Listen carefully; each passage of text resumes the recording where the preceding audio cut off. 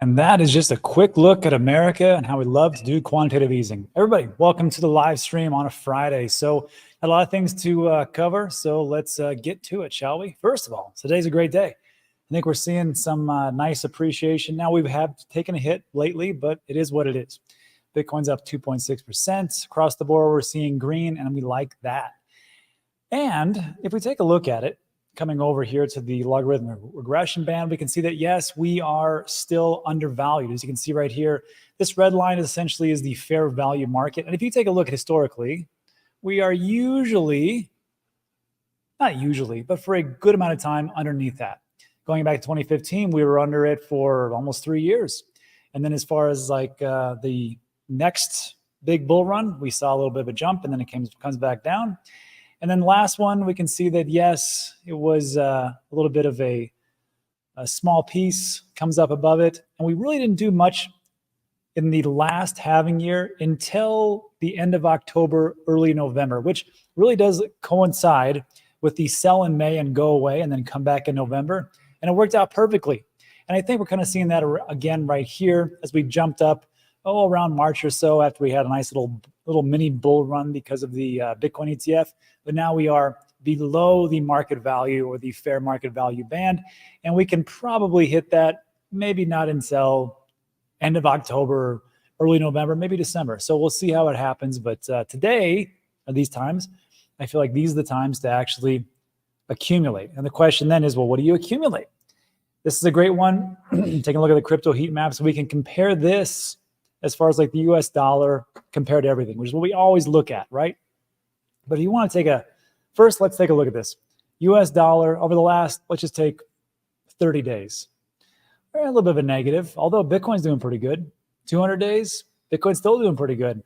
ETH, BNB, well, ETH's not doing so hot. ADA, AVAX, Link, DOT, all that stuff, not doing so great. But there's some spackling of some pretty good performers. Solana, XRP, 4%, watch out. But if we take a look at this over a year, you're still doing pretty good. And that's where all the money's made in the bear market. But if we take a look, then what should we have invested into? Looking backwards, if we compare this to, say, Bitcoin, we can see that over a year, you would have been just better just doing into Bitcoin. Although there are some outliers, BNB at 14%, Ton at 36%, and Solana, I think the big winner, 232%, and then there's some other ones here, ICP, Fetch, Aave, and so on and so forth. But what about, say, compare this against Ethereum? Not too bad. So it just depends on what you get into. That's what we have. Let's jump into the stories today, or the news, or the what is actually happening in the crypto market. First of all, this is an old story, but I wanted to bring this back up to people's attention, which is Ledger. Now, I have a Ledger. I use it, and I also use a Tangem wallet. Now, for CoinLedger, just so you know, that I feel very safe with it. But there was one thing, and it's something to be repeated, because if we don't repeat it, we don't remember. Repetition equals memory. Repetition equals remembrance. We can see that, and this is actually from the CoinLedger website. If you use this service called Ledger Recover, which I get why people would do, essentially they share your private keys amongst themselves and two other entities. So they split it up. But just so you know, if you do that and pay for that service, which is fine for me, I'm not going to do it. But just know that as far as like legal compliance, governments could potentially access your seed phrase via subpoena if you use Ledger Recovery. Now, this is kind of a long shot. I have never had a subpoena by the government, but the year is still young. So I don't know. So just make that something as your decision. Just wanted to bring this to everybody's attention because, hey, things can happen. And then gold. I personally hold gold and a little bit of silver. And I actually have that in my Roth IRA account, as a matter of fact, as well.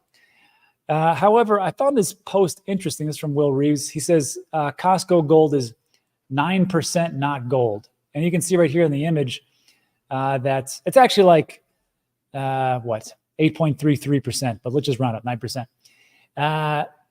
It says here that, and this is on Costco, that 91.6% is a fine gold coin. It's pretty good, but your 9% of it is not gold. And I thought to myself, it's very strange though, because the gold bugs talk about this. And they said this is actually, they point this out from Nihilus. He says, American Eagle gold coin, not Costco gold. That's the standard for American Eagle, not just one sold at Costco. So you're buying these things knowing that you don't have 100% pure gold. It's kind of weird to me, but it is what it is. I just thought it was odd because we don't have to deal with that in Bitcoin. You buy one Bitcoin, it's one Bitcoin. I mean, you're paying for the nose now. Would have been better to do that earlier. But it's interesting in the fact that you're not getting 100% pure gold. So keep that in mind. I have to keep that in mind too as I try to diversify. And speaking of gold and no second best, Michael Saylor. Congratulations to Microstrategy yet again, as it just acquired, 18,000 Bitcoin for $1.1 billion at 60,408 per Bitcoin. So, I mean, he's doing the right things, dollar cost averaging. I know people will say, well, it's becoming very centralized. And what if Michael Saylor dies? He's actually been on record, and this was in the last Bitcoin conference. He said, look, he goes, I have a living will, I have a trust. And the whole point for Bitcoin is to use the funds that I have, because I don't think he's got any kids, is to advance the topic of Bitcoin and not to sell that Bitcoin and to hold it until the millennia. So I thought it was just interesting that they're buying yet again, which we knew they would be. But what does that mean for centralization? Well, not too bad. But if you take a look here, as far as ETFs, and of course ETFs are not, it's not like BlackRock's buying them all up. They buy them all up for their clients. But it is custody by the majority, which is Coinbase. I think it's like 9 out of 10 now.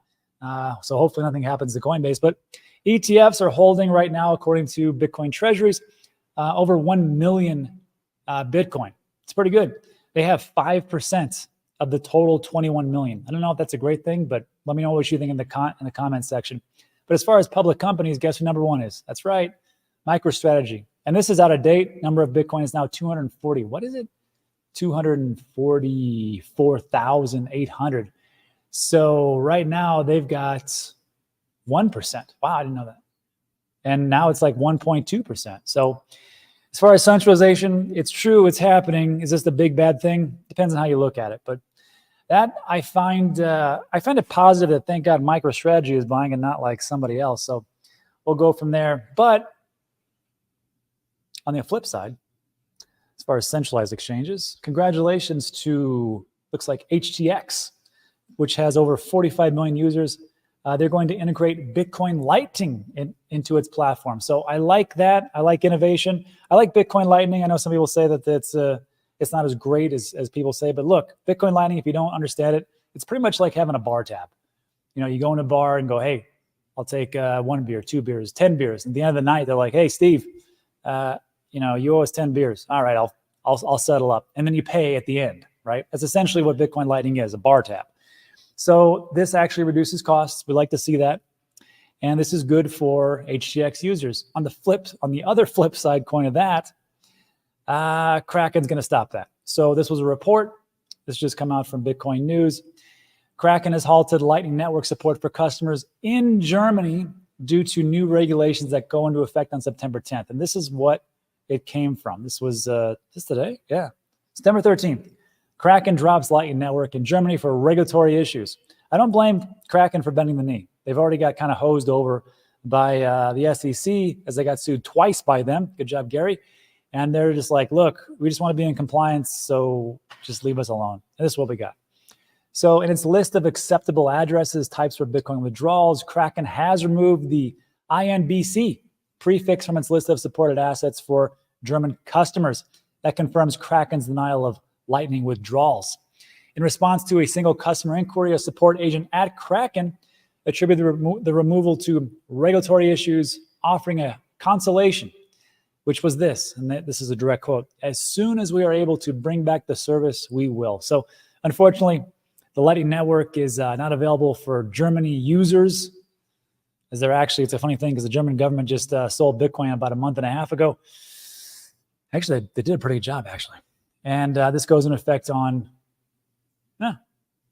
it came into effect. It's already in effect. I apologize. September 10th, 2024. So sorry, Germany, you can't use Bitcoin Lightning. but if you transfer over to HTX, looks like you will actually have to do that. So let me know if that's a positive or negative comment, and we'll talk about that in the Q&A. And then lastly, before we get out of here, stablecoins. I know this isn't a very sexy topic because no one really, they're like, who cares? But I think that stablecoins and payments are essentially the big killer app. And I know people don't really care about it, but when you see about the numbers, you will. So the US, and I think why you're going to be impressed by this, I think it's also because governments will also look at this, especially the US government, and go, oh, look at that. The US dollar is being traipsed around all over the world where we can't even get to it. So this is actually good news for the US. US dollar is taking over the world thanks to stablecoins, a report. This is authored by Castle Island Ventures and Brevin Howard. The report outlined how stablecoin adoption is rising.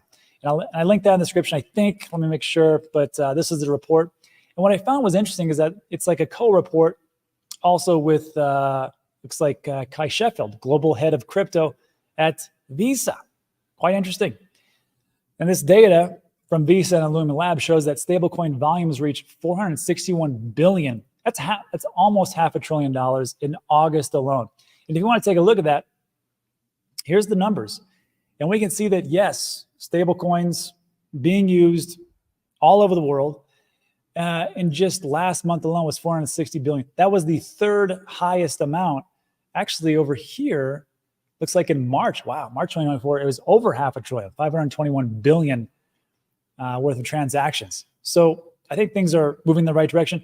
The thing is, why do I care about this, Rob? I don't care. The American government will care because, again, like I said, you are putting this into the hands of people that can't get and are unbankable, as it states right here. Whopping 98% of stablecoins in circulation are currently backed by US dollars, making the USD even more dominant in the sector of foreign exchange dominance. Tether accounts for 69% of the 170 billion stablecoin market. So that's the first thing. The second thing of why you think this might be actually a good thing is where this is actually built on for the rails. So if we take a look as far as the blockchains, this is why I think when people say Ethereum's dead, it's not working. Hold on. Most of the things that are being done, especially for stable coins, Ethereum, and for some reason Tron. I don't know why people still love Tron. The people that I interact with in like other parts of Southeast Asia and that type of area, they always are asking for Tron. I think it's because they can use Binance. Same thing with parts of the EU. And then also you have Solana, BSC, Avalanche, Arbitrum, Optimism, and of course Arbitrum, Optimism, Polygon are side chains or layer twos, whatever you want to call them, and then also Base. So again, why should you care? It's because stable coins are being built, especially mostly Tether, and these are the ones that are being used. So if you were like, I don't know which ones to go into, look right here. And this is it. This camp, I'm not giving you financial advice. I'm just saying if you don't know like which ones, take a look at the massive amount of volume. And then lastly, as far as like Tether, how does that stack up? Pretty good against BlackRock. This is a report actually, I want to say it was a couple of days ago. I'm not for sure this was 24 hours. But this is from John Ma, and a lot of people have been talking about this, that Tether, now think about this too. Tether had $4.5 billion worth of profits in Q1 2024. It's pretty good. Just a stable coin, essentially. While BlackRock did $1.5 billion of net income in Q1. Tether's Q1 profit was 3 times the net income of BlackRock in Q1 2024. And think about it this way. If you take a look at that and break that down per employee, Tether has 150 employees. So that's $300 million profit per employee. BlackRock has almost 20,000 employees. That's 75,000 net income per employee. Imagine that. A stable coin that reaches all the way around the world where people who are unbanked and do a lot of great things, they're hugely profitable. Who would have thunk it? Anyhow, that's it for today. So look, if you like today's video, give it a thumbs up, consider subscribing. When we talk about is time sensitive. Now, if you want to do a little Q&A, I'll answer all your questions. And we'll go from there. If you got to take off, enjoy the Friday, enjoy the weekend. Thanks so much.